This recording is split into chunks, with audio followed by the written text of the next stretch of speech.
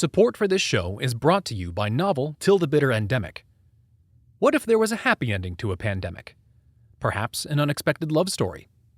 After Daisy gets thrust into mandatory quarantine for an infection she can't explain, it's up to her to unravel the truth as to what's behind it and what she can ultimately do to escape it.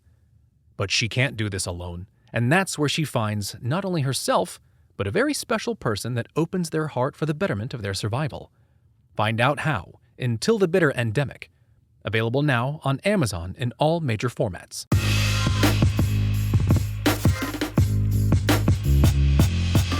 Greetings and salutations, all you beautiful people, and welcome to another episode of Art of the Beholder, a show dedicated to all things eclectic in the world of art. I'm your host, Novo Day, and today we're going to be talking about art and filmmaking by sitting down with writer, director, filmmaker Fritz Frauendorf. Mr. Frauendorf found a deep love and passion for cinema at a very young age, and after moving back to his home city of New York in 2017, he decided to study at the New York Film Academy, where he earned a Bachelor's of Fine Arts in Film. He is now based in Los Angeles, where he operates as an independent screenwriter and film director, and today, guys, we have the pleasure of sitting down with him to talk shop. So please give a warm welcome to Mr. Fritz Frauendorf. Fritz, man, welcome to the show. Great to be here, Nova. I want to thank you for having me on. Hey, I was so excited to kind of dig deep into your stuff, and I'm excited to kind of talk shop about all these little projects and what you have on the horizon. So there's a lot we want to get into, but before we do, I always like to give our audience a little background. So first, just kind of tell the good people about yourself, your roots, your upbringing. What led you to becoming a filmmaker? Yeah, no, it's a good question. I grew up in a few different states. Like I'm from New York originally. I moved around a lot growing up, so that kind of like caused me to become a bit more like just weird, so to speak. I'll leave it at that for right now.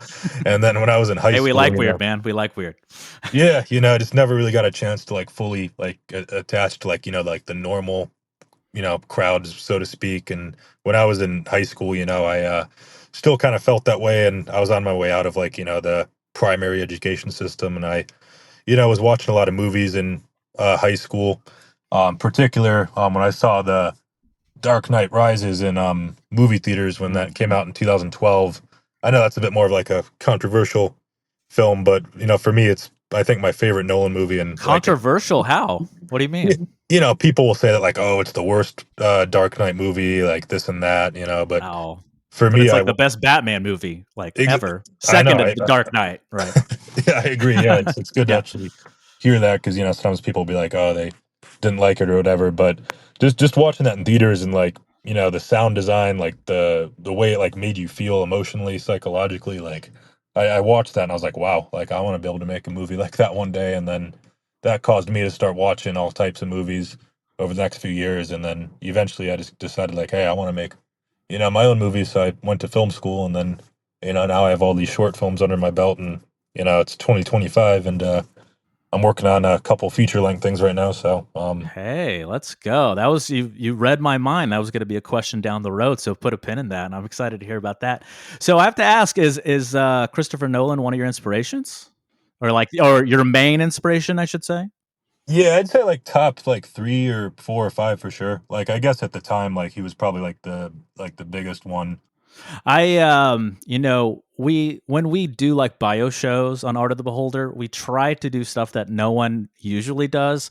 And the only Christopher Nolan thing we've ever done, which is still probably one of my favorite films from his filmography, is Memento. Like I can't get enough of Memento. Yeah, with Memento, just to not to like take too much time on it, but I feel like I really want to see another movie where he kind of has that sort of like low budget feel to it, because even though that movie like had probably a few $1 million into it, I don't know exactly, it felt like it was still an early on work, and now he's doing all these huge budget movies. It's kind of the same. This I can actually lead into your next question.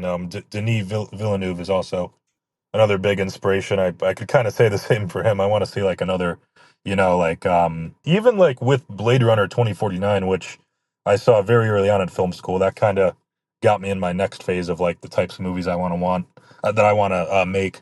Like even though that's like a $200 million movie, it feels like it's made for like the independent like art film crowd, like just with the pacing and directing choices. So, compared to like Dune, the first one at least, it felt like a bit more cut together for like a commercial crowd. It'd be kind of cool to see Denis go back to that. He's Prisoners and Incendi and 2049 were big inspirations for me. Arrival, yeah, like Yeah, those. Arrival. He's I saw that in theaters. Yeah. He's oh man, yeah, he's we are big fans of his at AOTB as well. Do you have a number one favorite? Probably Prisoners, to be honest. Even though I really Okay. love 2049, I think Prisoners is like, I saw it in theaters when I was like 14, and I wasn't like ready to watch something that dark, so it like still stuck with me. If you don't mind me asking, Fritz, how old are you? Because you threw out Dark Knight Rises and now Prisoners. How old are you this year? I'm 25, so when I saw those movies, I was like 25. 13. Yeah, I'm 25. Okay, young lad. Man, but you're so serious and passionate about this, and your short films are really fun and captivating. I'm excited to talk about them. So, but yeah, before we get into just the films, just the short films, and eventually the future, I do want to talk about. I like to get kind of into the meat of the matter, and we always want to talk about our guests through their work. So let's talk craft. Let's talk art. And I always like to when I talk to an artist, I always like to start with process. What's your process, and kind of break it down with you can even break it down with how a film is built: pre-production, production, post-production. What's your process? Yeah, I'd say my full process for like, a production, where I'm like getting a crew together and everything, and it's, multi-day shoot or whatever. I'd say, yeah, obviously I start out with like the idea.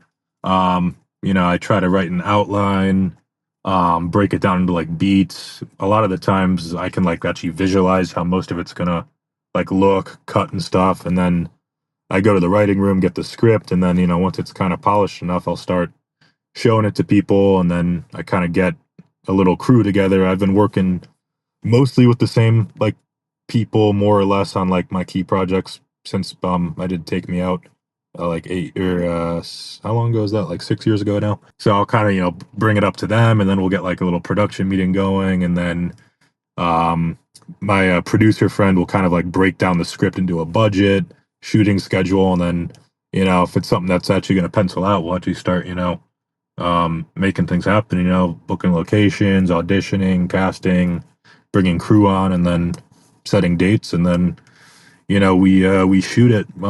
I guess the biggest thing I'm doing differently now is like I'm trying to really strategize how it's going to be released, and like what marketing or promotion strategies I'm going to do way in advance, because for some of my early projects I wouldn't really like know what I was going to do with it. I'd spend all this time and money, we'd shoot the film, and then it's like, okay, well, are we going to send this to festivals for a year? Are we going to like put it online? And then like nothing ever really happened with a lot of my early projects in terms of like outreach or success stories, or film festivals. So that's kind of what I'm doing nowadays. Yeah, jumping ahead a little bit for a second, is film festivals, like what do you feel like has been the most successful outreach for that form of marketing and the distribution and the exhibition?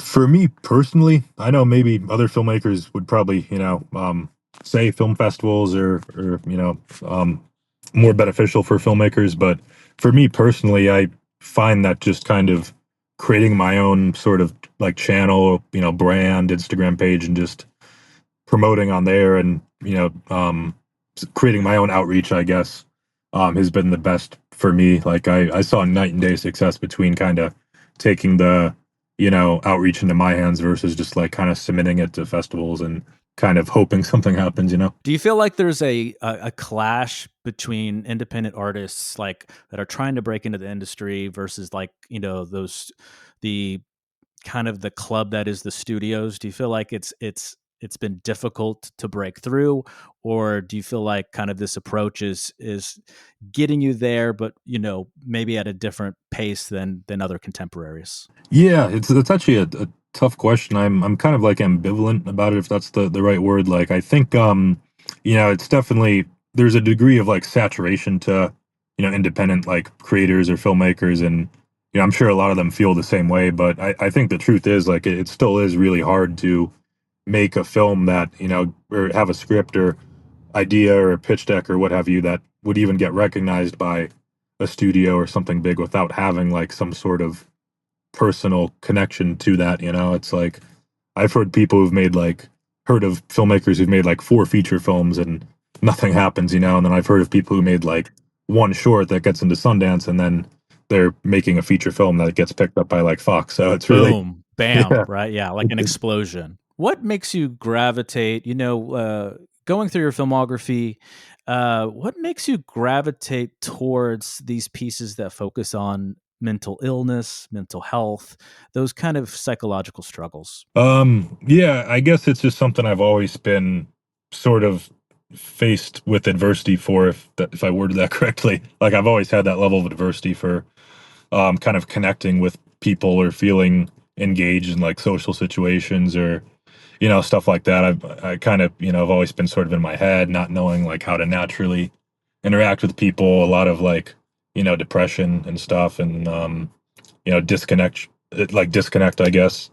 And I sort of wanted to sort of depict how that really feels like. And when I was in film school, I sort of decided to pick that route because I honestly didn't really have many other ideas for stories. We would sit through these classes and like kind of learn how to craft the perfect story, and like I'd have some ideas, but at the end of the day, I'd always kind of lean more towards something that was like personal that I would actually know how to tell. Because I'd see like student filmmakers making movies about like I don't really have a perfect example, but like something that might be way out of their reach of like understanding. Like they'd go make a movie about like a tribe of like women in like Africa or something. That's like an example. You know what I mean? It's like I don't know how to make a movie about that. I don't have that experience. So not to say it wouldn't be interesting to go out there and make a movie about that, but going to school in New York, like I didn't have those resources, for example. So I just kind of made what I knew. So, are all your pieces based on personal experiences, or sometimes they family or close friends, or some sort of amalgamation of combination of those things? Yeah, that last thing you said was a perfect way to word it. Yeah. It's kind of an amalgamation of personal experiences. A couple of my projects I've taken ideas from or not ideas, but like experiences from friends or people I've spoken with, or sometimes I'll watch like interviews of people who've struggled with mental health or like schizophrenia, and hear about their stories and stuff. Particularly for reattachment, I was inspired by that's a movie about dissociative identity disorder. I was inspired by like Mr. Robot, Mysterious Skin, True Detective, so I'd kind of take a little bit of inspiration from that too. So it's an amalgamation of things, but yeah, like throughout most of my life, I mean, all I've ever really known is just like felt like I was kind of an outsider. So that's kind of all I really knew how to tell. So let's speed up to production. So you've got the script, you got the cast, you got the budget, you got the locations, you got all the little pieces that make a film in pre-production. So we're transitioning to production. Kind of take us through that. What's your approach there? Yeah, for me, honestly, I hate to like admit this, but a lot of the people who've probably worked with me know this. Things with me have like tended to be like very last minute for the most part. Like for Take Me Out, for example, I was that was my NIFA thesis film for my first year. I actually didn't get greenlit to even shoot that project from the school.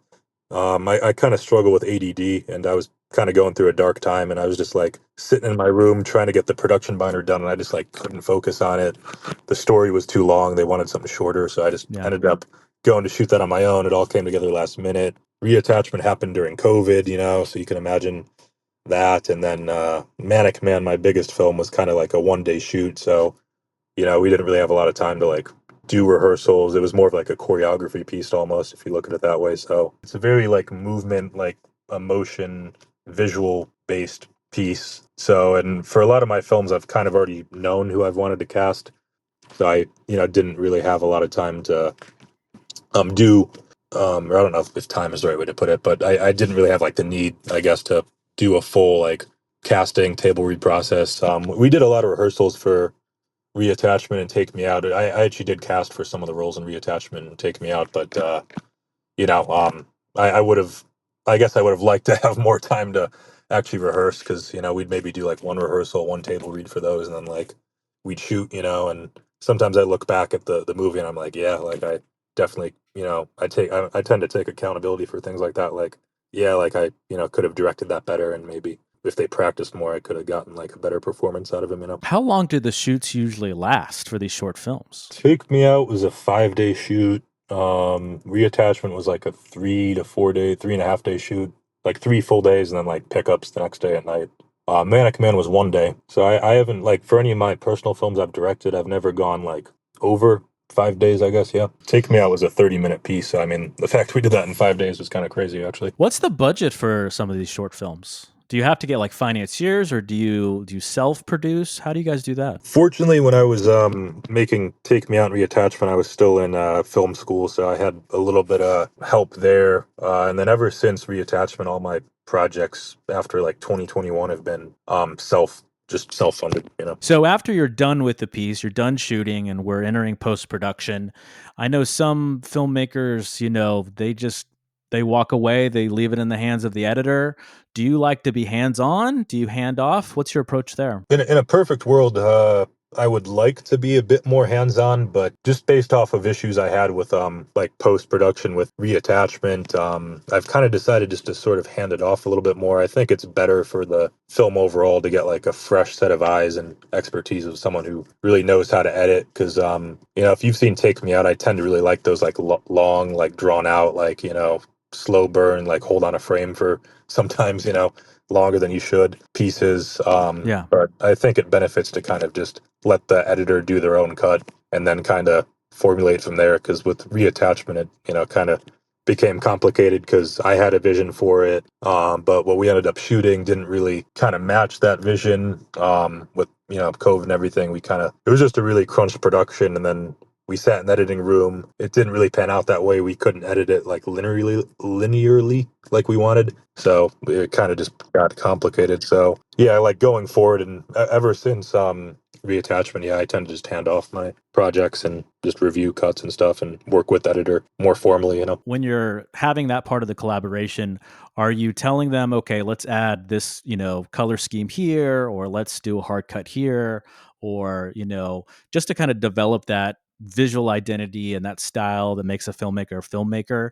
How much of that goes into how you're directing the editors? It's a good question. Honestly, for my past few projects, I've been working with an editor named Pietro Barba. I met him through film school, and he's just like done honestly a really good job of just kind of like knowing my style. He's seen a few of my shorts, and you know, I just kind of give him the script, like a few notes, you know, just through like, you know, verbally, you know, and then he'll edit it, and then I'll get the first cut back, and most of the time it's like somewhat close to kind of what I envisioned, and then I'll just kind of give him like notes and feedback from there. For Manic Man, it only took about 3 to 4 cuts, and we kind of got it down. It was actually pretty easy. Pretty easy. Well, I love hearing that.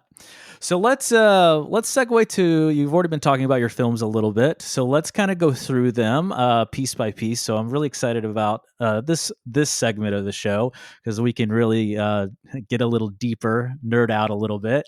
So I do kind of want to take it from the top. We don't have to talk about every tiny little thing you did, you know, as a student versus the more polished pieces, but I kind of want to go through some of them and really give the audience something to look out for.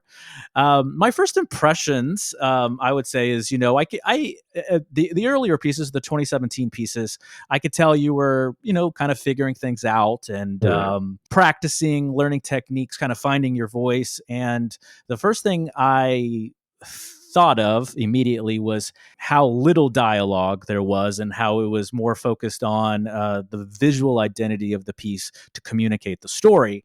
And so in 2017, Mr. Frauendorf made Whacked, Fallen Autumn, Diving into Darkness, The Streets Meet the Sheets. But of all those, the main one the main thing that stuck out to me was Diving into Darkness. I remember watching that, and when I heard the triplet of John Carpenter's Halloween theme, I was like, that's such an interesting choice for this. So just kind of take me through that. Why, of all of the things you could have chosen, the music accompaniment for that one, why choose that theme? Good question. And it's kind of cool that you talk about this movie, because I think the only time it ever got like any word of mouth was when we were just like reviewing the cuts in the film classroom. But yeah, could you remind me again? This is going to sound like kind of dumb, but the artist who made that, it's the guys who composed The Social Network, right? Trent Reznor. There we go. Atticus Ross. Yeah. I don't know. I think around the time I like filmed that piece, I think that song had like just come out. It was Halloween 2017. I was like, wow, this was like a very interesting cover. Like back around that time, you know, since most of like those early film school projects weren't really allowed to have like much dialogue, if any. I tended to just like kind of try to cut the movie around a song, because kind of trying to do it the other way around, like cutting the video first and then figuring out the audio, like just took forever. So I tended to just, edit that way. It was much quicker and gave like, what's the word, like a suit, you know, like an identity to the movie. And I guess, I don't know, that like song just really resonated with me. It kind of got under my skin, you know, it was kind of creepy, you know, well composed. Oh, yeah. This might be a hot take, but I kind of like it more than the original. Really? Okay, that is a hot take. I'm gonna have to listen to them back to back to really form an opinion when you're on the show next for your full feature. We can talk about it. Yeah, we can. Before we do that, I noticed that in 2018 when you made Disappearing, that we were kind of, I could see the evolution of your craft, and this was kind of, in my eyes, kind of the breakthrough to the next level. And one piece of music that I have, in comparison to Diving into Darkness, I didn't I wanted to understand why you picked the Halloween theme. I knew exactly why you picked How to Disappear Completely when I heard that playing. And you did like a little like foreshadowing. At first I was like, am I hearing this wrong? I actually had to like rewind it. And then when I heard that very unique guitar melody and motif in the piece, and then I heard Colin Greenwood's walking bass line, I was like, that is definitely How to Disappear Completely. So that made total sense. I feel like that was mirroring the protagonist of Disappearing. So just kind of talk us through that choice and kind of the development of that piece. Yeah, no, for sure. That's that's another one of those projects that kind of I tend to forget about, because I did that like right before Take Me Out. It also had some, production issues, but I was kind of obsessed with Radiohead at that phase of my life, and that was like kind of the soundtrack. We all are. We can relate. Yeah, no, it's probably an all-time favorite song, and I guess I mean, I sort of just really resonated with just the mood, like the embodiment of that music, just kind of wishing I could disappear completely, and then I guess that could kind of justify why, I have that similar motif in Manic Man, nowadays. But to focus on, the Disappearing movie, I guess at that point in life, I was still kind of trying to figure out who I was. I was still afraid to like put myself out there and kind of come to like terms with like, the roots of my issues and stuff. I was having like a lot of little relationship problems, and I think like when I wrote that movie, I just like broken up with like a girlfriend of like, a month or something, a college fling. And I just kind of stayed up all night and just like crunched out an 18-page script. And then, I went to shoot that. And, what drives you to certain musical choices? Because I do kind of see a little bit of a pattern, but I kind of wanted to hear more from you. Yeah, I tend to like to use those like more ethereal, like meditative, like ambient soundscape noises. I feel like it's just probably like at least what I've been able to capture in my movies, soundtrack wise. I feel like it's the best I can do so far with the tools I have to like really portray what that like inner world, like disconnect sort of feels like in like audio format. I tend to just like listen to a lot of stuff like that, and I feel like it accompanies like the pictures pretty well, on the screen. In 2019, you made Take Me Out, as you've already talked about, and a piece I'll probably of all the pieces of your complete filmography that I got to watch, I feel like Hello was my favorite one, for the record. Wow. That one, that really resonated with me. Yeah. I like that was probably my favorite piece, because the thesis was very clear. It was like when I got done with it, I was like, man, we just don't know how to talk to each other anymore. My God. Like, for all the different kinds of devices and all the we have in the world, we just don't know how to communicate anymore. I know, and I felt like that really nailed it. What was the motivation there? Yeah, my roommate Matthew Ruff at the time, when I had moved to LA, he was my first roommate. He actually wrote that film. That was his like thesis film idea, but he was an actor, so he wanted like a director to help direct it. His idea, I think he just like was kind of like, as you said, like just shocked by how like disconnected everybody was. It's like we all have these phones that are supposed to make us more connected, social media, like dating apps and stuff, but it kind of just ends up doing the opposite. And I think he was just out Very one much day, so. yeah, exactly. It's the epidemic almost. And we're working on a feature for that idea too, actually, to really expand upon it more. Yeah, like kind of imagine like the game Detroit meets Human meets meets like an episode of Black Mirror. That's like sold. Here's my money. I love it. 2021, we had Reattachment. Now this is the complete effing opposite of Hello with the subject matter. We're dealing with very sensitive material, and so I don't want to ruin it for the good people that may want to give it a chance, give it a watch, and try to understand what we're talking about. Just to give an overview, how do you approach sensitive material like this in film? Yeah, it was and yeah, without like giving away the material. It was very tricky for me, I sort of like preempted before some of the inspirations for the piece. Just watching how like similar films, TV shows kind of depicted that material, Mysterious Skin, Mr. Robot, True Detective. There's a few other pieces I watched too. Yeah, it just kind of helped me understand how to really approach it, because there's definitely movies out there that sort of almost feel like they're trying to like exploit or indulge and stuff like that, which I'm not really a fan of. And I sort of preempted the idea of me wanting to like kind of discover myself a bit more too when I was making films like Disappearing and Take Me Out, and going through like the pandemic and stuff in 2020 when I was writing that story, and having like been through a lot of tough romantic struggles, I kind of just like started looking inward. I was like, man, like what is actually wrong with me? And I discovered kind of like how much of an impact trauma has on this the psyche and mental health, and that was really like the inspiration for that story. And I decided to kind of go down the route I did for that film, because it's, I think, I'm a more sensitive subject that really actually does have some researchable, that's not a word, but there's been a lot of research between the effects of particular trauma and dissociation and dissociative identity disorder. And I think it's a really fascinating subject matter, and which is grounds for some conversation in the psychology field that I think is still developing. And I think if people were more aware of how much of an impact like trauma actually has on society, maybe the world would be a bit more of a better place, I guess. That's kind of my thesis for why I'm developing that story so much. They would definitely be we would be a lot more empathetic, wouldn't we? Yes, exactly. That's a great way to put it. As we continue with your filmography, I started to see that pendulum kind of swing the other way in terms of, at the beginning of your filmography, we were a little lighter on the dialogue and a little more focused on the visual to tell the story. And I started to see that we're getting a little more dialogue heavy as we were kind of evolving with your craft. In 2022, you made It's Gonna Be All Right. And in 2024, just last year, you made Dona Nobis Pacem, which is Latin for grant us peace. And that is, that's a very dialogue heavy, very rich, very complex piece of work. What does that title mean to the story? It's actually, I got that idea from the Leftovers, the show by, I forget his name actually, the guy who did Lost. It's one of the tracks by Max Richter. And when I was watching that show, there was this metaphor they used for Actaeon, who used to, in ancient times, he was a hunter, right? And he would hunt with a pack of wolves.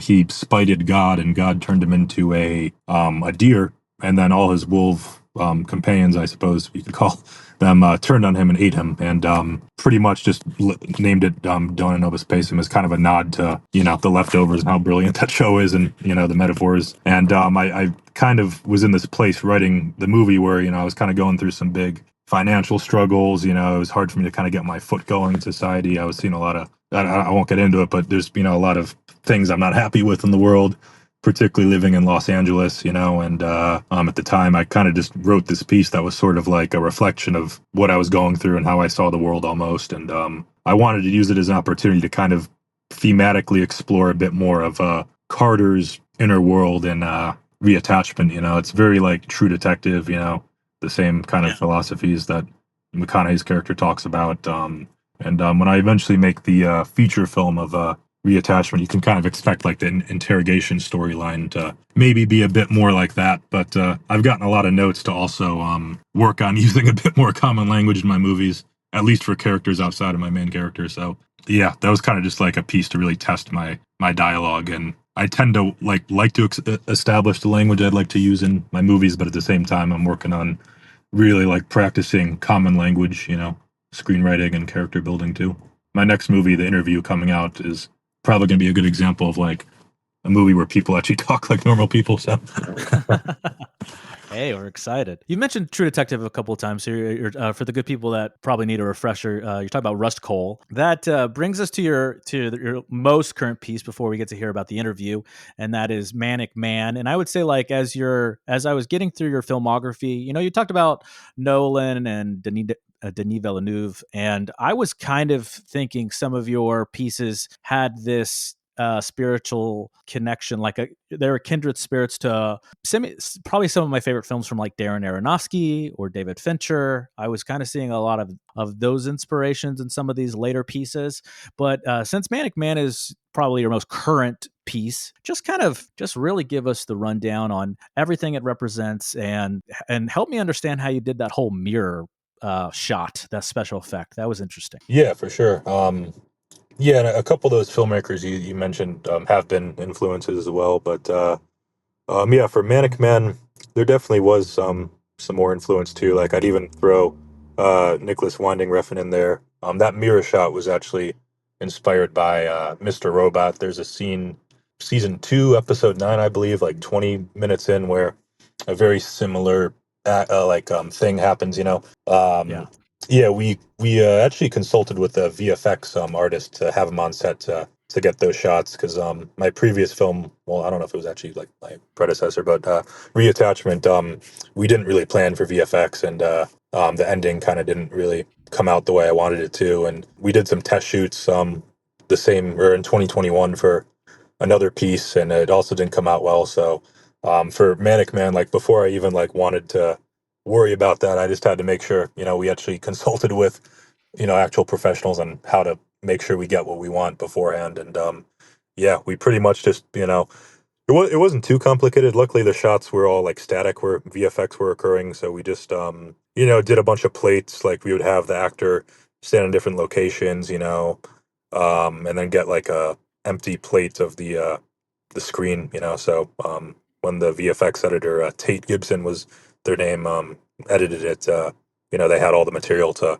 make it seamless and not, amateur. And what does the piece mean to you? Yeah, at its core, it kind of just comes back to like the lifelong problem I feel like I've been struggling with, just kind of, anxiety, dissociation, depression, not really knowing how to sort of function to the most like optimal level, and I guess like society or like with people skills or just feeling, connected to the group type thing. And, a lot of these ideas I've explored in my earlier work, I feel like with Manic Man, it was kind of the perfect piece to just visualize all that and actually depict like what that kind of desire to have an out of body experience like feels like when I'm socially overwhelmed. And I kind of talked to people who've actually had out of body experiences from, panic or dissociation, and tried to, depict it, kind of seeing yourself on the outside, not really being able to do anything. Yeah, it kind of just depicts that. To wrap this segment up, I have one last question for you. With all of your pieces collectively, do you feel like it's a kind of therapy to complete these pieces and get them out to the world, kind of, process things through the work? Yes, and yeah, I guess it has been very like therapeutic and helpful to kind of be able to tell these stories, and I'm grateful for everybody who's been working on them and or who has worked on them and helped me bring them to life. It feels good to have like a piece made that like I can actually watch and be like, yeah, like I think this is an accurate representation of what I'm trying to depict, and I hope it resonates with other people who've gone through similar things as well, and it can stand as like a therapeutic piece. And I feel something like Manic Man is pretty universal, even though not everybody may struggle with social anxiety or dissociation. There's probably been a time in life where, someone's maybe just not wanted to be somewhere, whether it's like a work meeting or like a gathering, and they, wish they could just like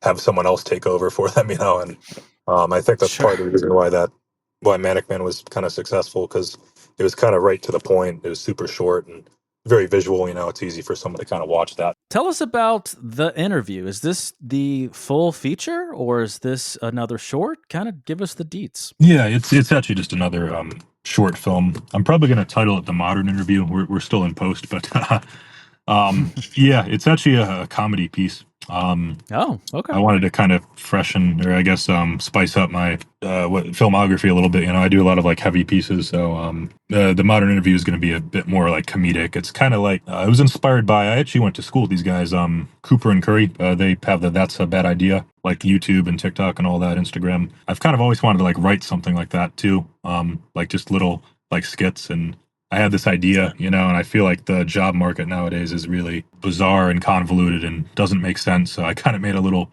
piece that sort of, makes like a satire of it. So Reattachment, you're going to adapt into a full feature? Is that the next one?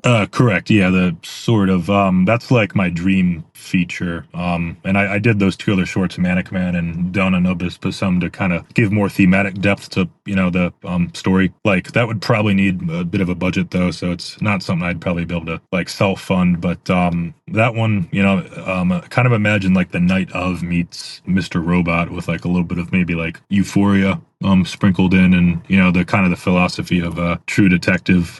It's more about like it follows the events that happened in the short version of Reattachment, but there's going to be some expansion to it, and then there's going to be like a storyline that happens simultaneously. It kind of goes back and forth in time. He's kind of getting interrogated, and then Carter's character sort of walks the detective back through the events of the night as much as he can remember, and it's kind of similar to the night of, because he actually doesn't remember everything that happened. So it's a bit inspired, but I kind of want to put my own spin on it too and bring new topics to light. Yeah, I'm working on that, and then I have a horror feature I'm developing with a couple collaborators. And if you had the opportunity to, let's say tomorrow, the big studio, put Studio X in here, tapped you on the shoulder, and they said, "We think you'd be great to do this project." What would there be a dream gig with the big studio where the budgets were like ridiculous and the casting was endless and the special effects team was vast? What would that look like? If I had like a choice on what movie it would be, I'd probably go with honestly like the Hello story,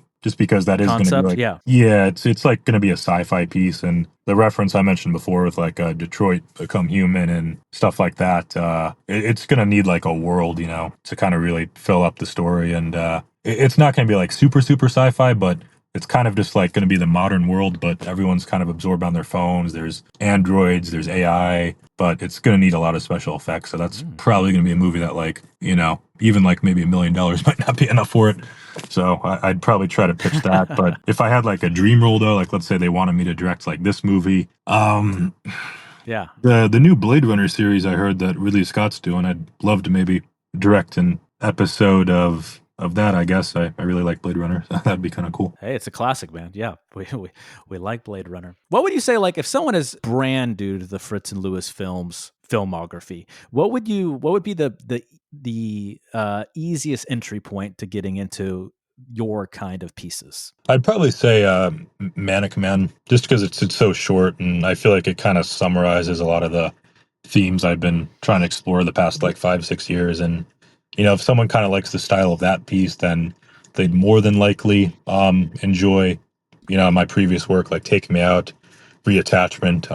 It was a little bit harder to market those in the past because of the length and the subject matter, but I've definitely seen like how much like my socials and like stuff have grown since Manic Man came out. So I feel like that's probably the best starting point to enter my filmography. Well, so let's put this out into the universe. So for all the studio execs, all the way down to the dreamers and the artists that just want to make some amazing cinema, what's the best way to reach you? Is it email? Is it through social media?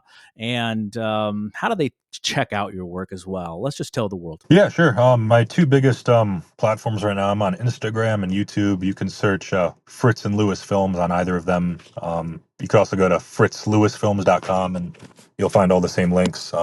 Yeah, my YouTube channel has pretty much all my movies. There's a couple little hidden projects on Vimeo you could find there too, that I never really like marketed or whatever. And then Instagram is where I'm just like posting a lot of my content right now, just promotional stuff or updates on what I'm working on. You can message me on there. If you go to my website, you can find my email. If you go on YouTube, leave a comment. That's one thing I noticed. If you really communicate with your audience, even when there's like a little bit of either the I don't know why the internet does this, but criticism for just criticism's sake. I feel like you interact with them, but if it's constructive, you interact with them. And of course, if it's praise, you interact with them. So I love that you're very hands-on with your audience, and that's great. Yeah, I feel like it makes a difference. I mean, in the past, like I kind of didn't always respond to comments, sometimes maybe that might have affected the algorithm or whatever. I'm not really sure how much of an impact it has, but I feel like it just, being a good like creator and artist, it's always good to like respond to people. Absolutely. And I think a lot of people are going to respond to you as well. So with that being said, Fritz, man, thank you so much for sitting down with us. It's really been a pleasure. Oh, of course, and thank you again for having me. It was kind of fun to sort of go through some of these older projects that almost forget about sometimes. Hey, we love doing deep dives into deep cuts. And guys, again, if you want to get into Mr. Fritz Frauendorf, you can check him out on his YouTube page, on Instagram, on all the socials. We will put all the deets in the show notes below. And again, guys, we want to thank you for listening. As always, we appreciate you so much. If you want to get into some of our work, you can always reach out to us at NovaDayProductions.com. Don't forget to like, subscribe, do all the things. You know what to do. And if you'd like to sponsor our little love child or be on the show, you can always reach out to us at NovaDayProductions@gmail.com. So until next time, you know what to do. Be good to each other, and we'll see you in the next one. But until then, as always, good luck and Godspeed. We love you. Art of the Beholder is brought to you by Novo Day Productions. Created by Novo Day and Theodore T. Buckingham. Written, directed, produced, and edited by Novo Day and the NDP Collective. Starring Philip Church of philipchurch.com, that's Philip with one L. Alexandra Parsons of alexandraparsons.com, alexandra-parsons.com. With special contributions by Theodore T. Buckingham. Music by A Company, Instagram handle A_CO_music_. Logo design by Tom Gestus of thejusticecompany.com, JESTUS. Thank you again for listening. All rights reserved.